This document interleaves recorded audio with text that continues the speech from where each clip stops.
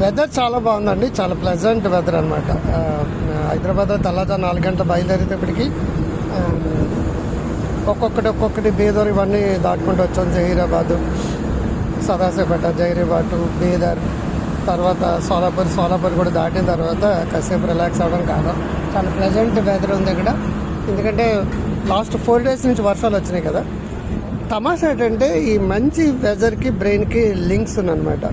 Neurons ఒకదానికి connect అవ్వడం అనేది నేచర్ వాక్ ద్వారా, నేచర్లో వెళ్ళడం ద్వారా, నలుగురు కలిపి ప్రేమగా అభిమానంగా మాట్లాడడం ద్వారా, కబుర్లు చెప్పుకోవడం ద్వారా ఎమోషన్స్ అన్నీ కూడా డిమిస్టిఫైయింగ్ మైండ్ఫుల్నెస్ అంటాం.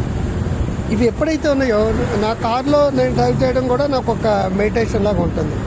ఇప్పుడు నేను ఒక హోటల్ దగ్గర ఆగం బ్రేక్ఫాస్ట్ చేస్తున్నాను.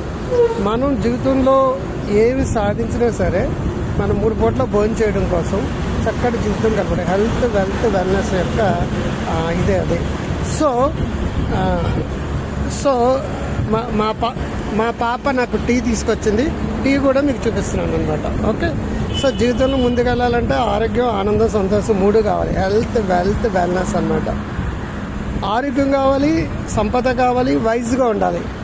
మనం అక్కడే స్ట్రక్ అయిపోతున్నాం. అందరికీ సమస్యలు ఉంటాయి. ప్రపంచంలో సమస్య లేనాడు ఒక్కడు కూడా ఉండడు. కానీ అక్కడ స్ట్రక్ అయిపోకూడదు. ఇప్పుడు మీరు పూజించే ప్రతి దేవుడికి సమస్యలు ఉన్నాయి. కానీ మీరు పూజించే దేవుడు మీకు అన్నీ నెరవేర్చించి సమస్యలు పరిష్కార శక్తి ఇస్తాడని అనుకుంటున్నారు, పరిష్కరిస్తాడని. కానీ పరిష్కార శక్తి అనేది మీరు ప్రే చేయడం ద్వారా, మిమ్మల్ని మీరు మోటివేట్ చేసుకోవడం, సెల్ఫ్ మోటివేషన్ ద్వారా వస్తుంది. అది ప్రార్థన కావచ్చు, మెడిటేషన్ కావచ్చు, మైండ్ఫుల్నెస్ కావచ్చు, ఇవన్నీ కూడా ఉపయోగపడతాయి అనమాట. మెడిటేషన్లో కానీ, ప్రేయర్లో కానీ, ఏ మతానైనా సరే దేవుడే నన్ను ఈ మంచి పని జరిగేటట్టు చూడు అంటే ఇండైరెక్ట్గా అది పాజిటివ్ థింకింగే.